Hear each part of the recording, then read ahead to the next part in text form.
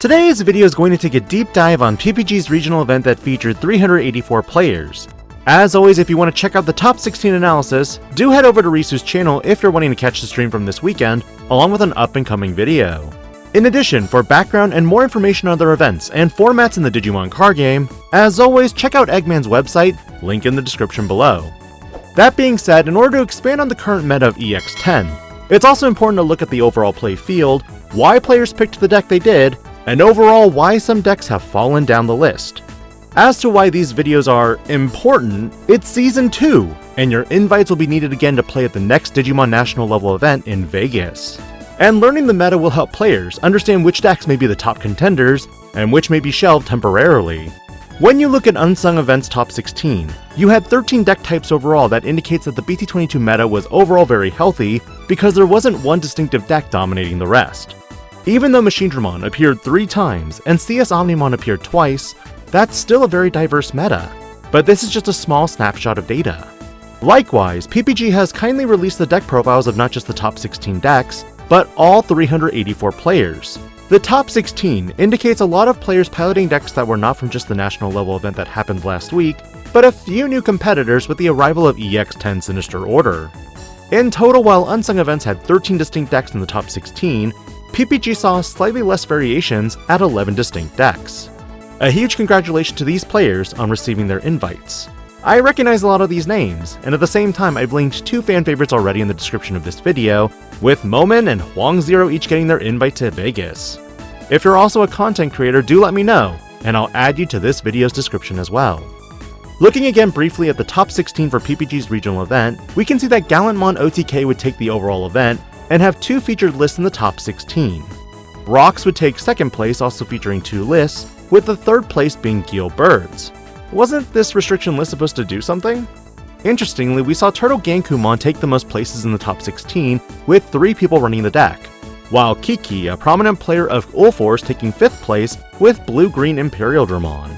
DigiGuard United's Dan would take 7th place with Purple Machinedramon, but for the last deck with 2 players playing it would be Red-Purple Imperialdramon. Honestly, it was interesting to see this variety in the top 16.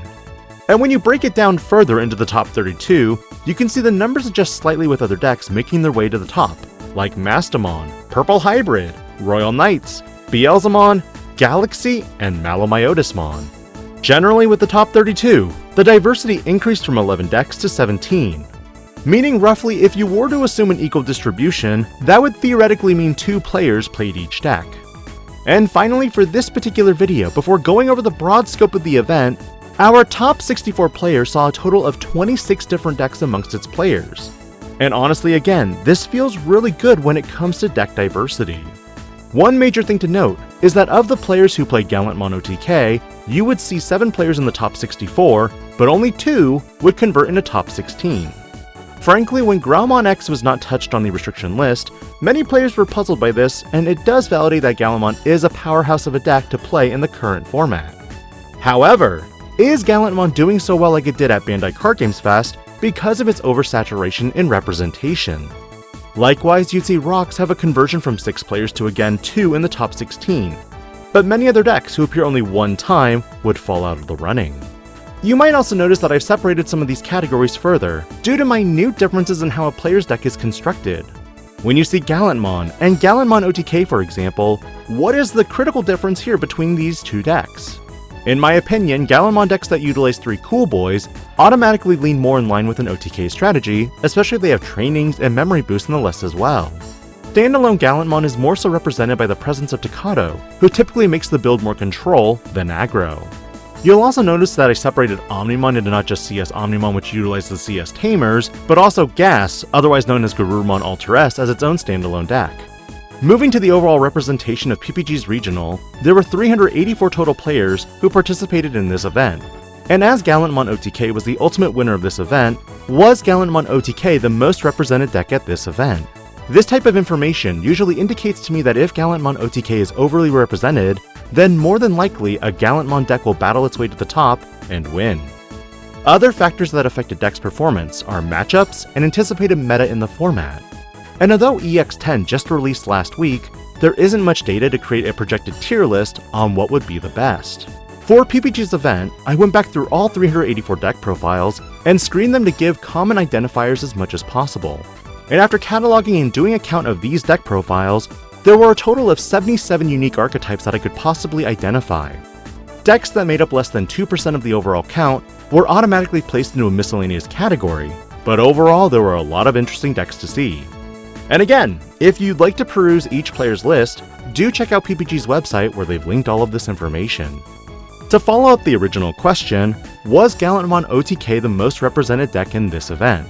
The answer is a resounding yes.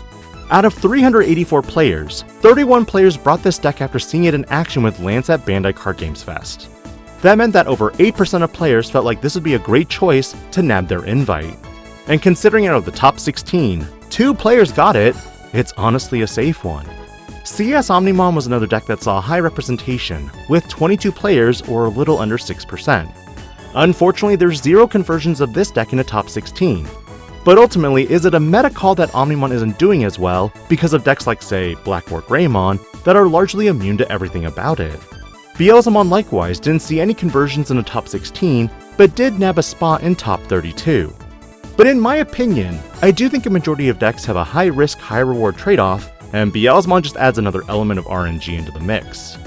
Kiki would be the lone Imperial Dramon who'd nab his invite out of the 17 possible players, but I do think that this deck is extremely matchup dependent, especially if more and more players pick up DMB2 Toolbox. Rox would have a very interesting conversion rate with 16 players piloting this particular archetype with a conversion of 2. Comparing this to Gallantmon OTK, you have almost double the conversion rate. And while I could sit here going through a conversion of every deck and how they converted in the top 16, I think the more important question is, why? This goes back to the discussion of what makes a Digimon deck viable in the current meta. Speed and consistency are some of the highest factors when it comes to the Digimon card game. This is why decks like Gallantmon and Rox have built-in abilities that allow them to unsuspend. Comboed with the fact that they're more memory efficient than some decks, I can also see why Omnimon decks didn't perform as well because of that need to play Nokia out in order to full combo.